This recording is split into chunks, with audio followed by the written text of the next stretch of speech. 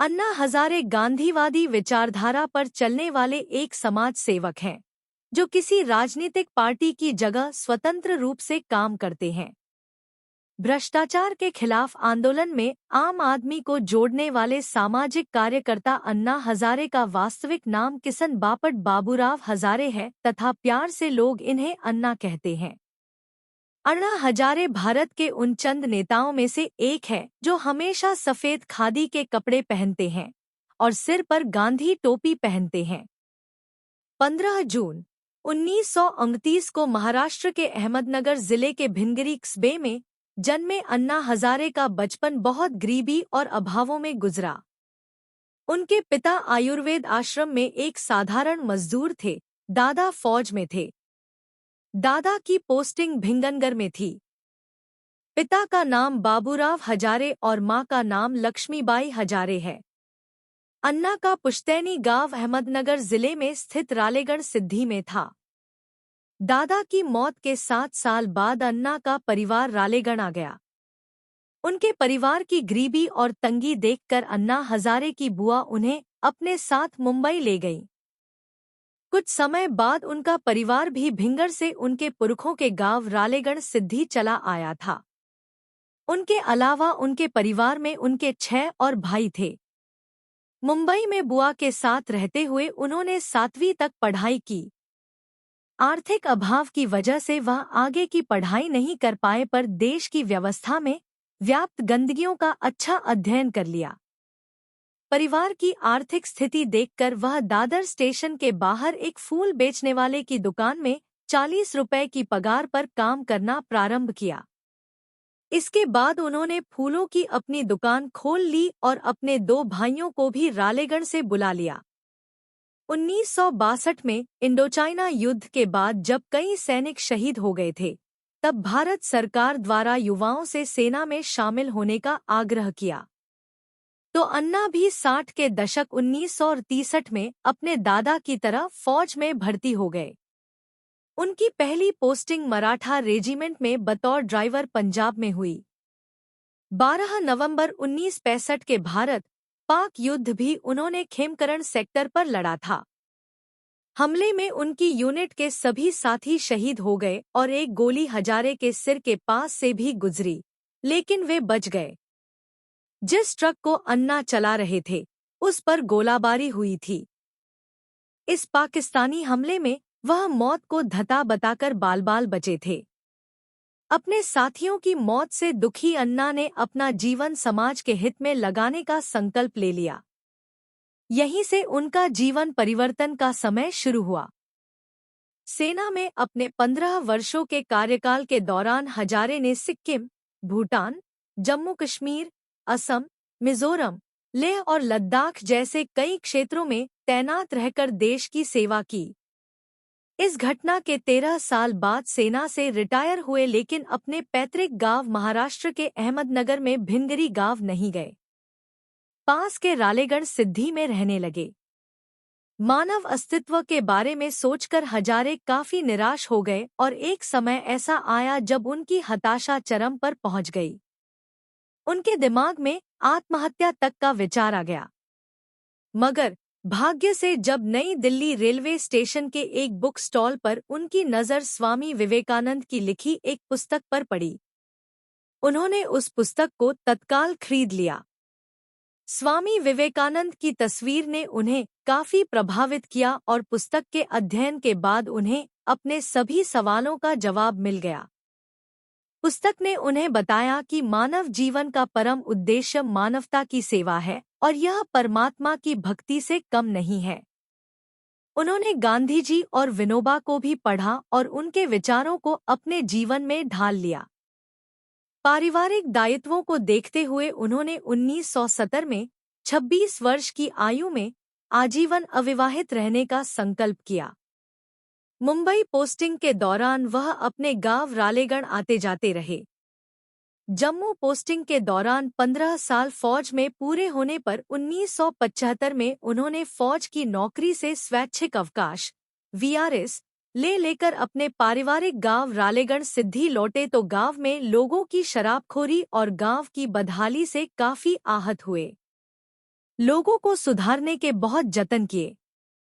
उसके बाद उन्होंने गांव की तस्वीर ही बदल डाली और साथ ही अन्ना भ्रष्टाचार के खिलाफ आंदोलन में कूद पड़े। हजारे का विचार है कि भारत की असली ताकत गांवों में है और इसीलिए उन्होंने गांवों में विकास की लहर लाने के लिए मोर्चा खोला। अन्ना हजारे ने सेना से रिटायरमेंट के तुरंत बाद 1975 से सूखा प्रभावित रालेगांव सिद्धि में काम शुरू किया। इस गांव में बिजली और पानी की जबरदस्त कमी थी। इस गांव में गरीबी अपने चरम पर थी। गांव में शराब आदि का अवैध व्यापार होता था।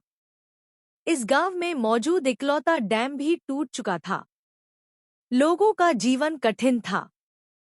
जहां औसतन सालाना वर्षा 400 से 500 मिमी ही होती थी। गांव में जल संचय के लिए कोई तालाब नहीं थे। उनका गांव पानी के टैंकरों और पड़ोसी गांवों से मिले खाद्यान्न पर निर्भर रहता था। अन्ना ने लोगों को समझाया, उनका सहयोग लिया और छोटी छोटी नहरों द्वारा पास की पहाड़ी से पानी लाकर सिंचाई की अच्छी व्यवस्था की। अन्ना ने गांव वालों को गड्ढे खोदकर बारिश का पानी इकट्ठा करने के लिए प्रेरित किया और खुद भी इसमें योगदान दिया। हजारे ने गांव के लोगों से अपील की कि वे सामूहिक रूप से मिलकर डैम का पुनर्निर्माण करें।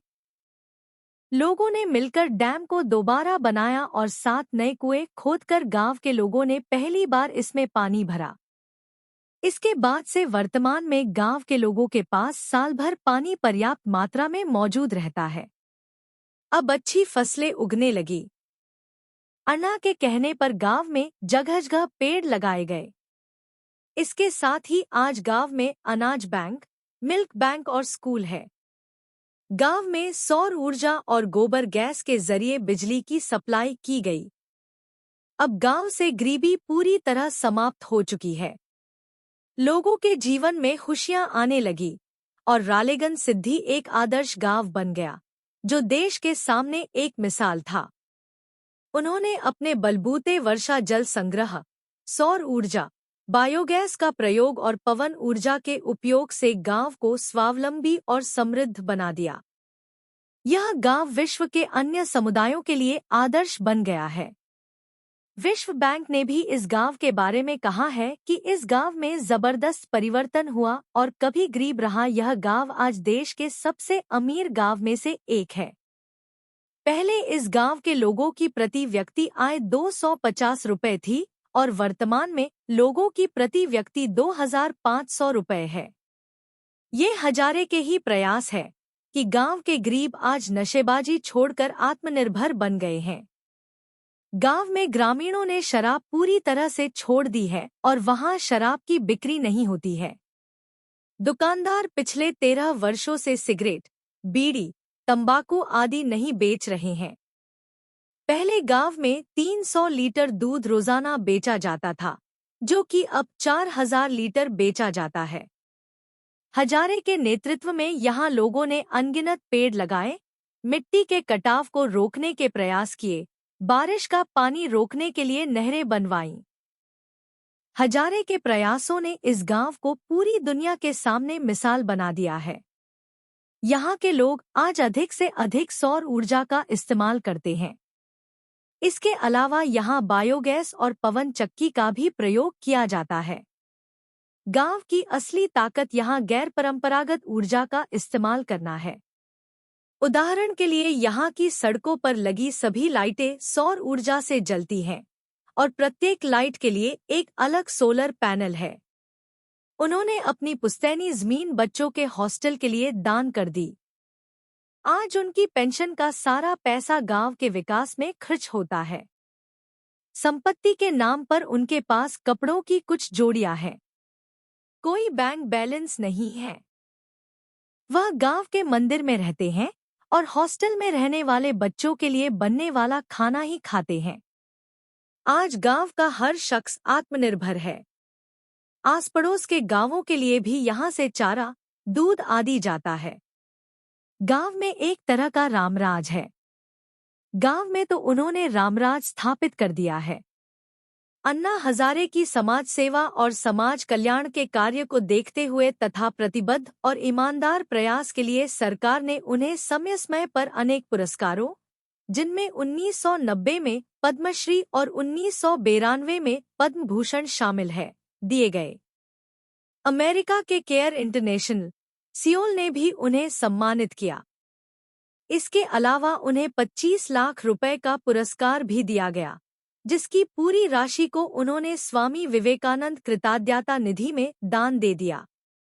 उन्होंने अपने राज्य महाराष्ट्र में विषम परिस्थितियों में भ्रष्टाचार के खिलाफ अनेक लड़ाइयां लड़ी और सफल भी हुए। इस 72 साल की उम्र में भी उनका एक ही सपना है, भ्रष्टाचार रहित भारत का निर्माण। पद्मश्री अन्ना हजारे महाराष्ट्र के रालेगांव में ग्राम स्वराज के अपने अनुभव बांटने भी एचयू में आमंत्रित थे।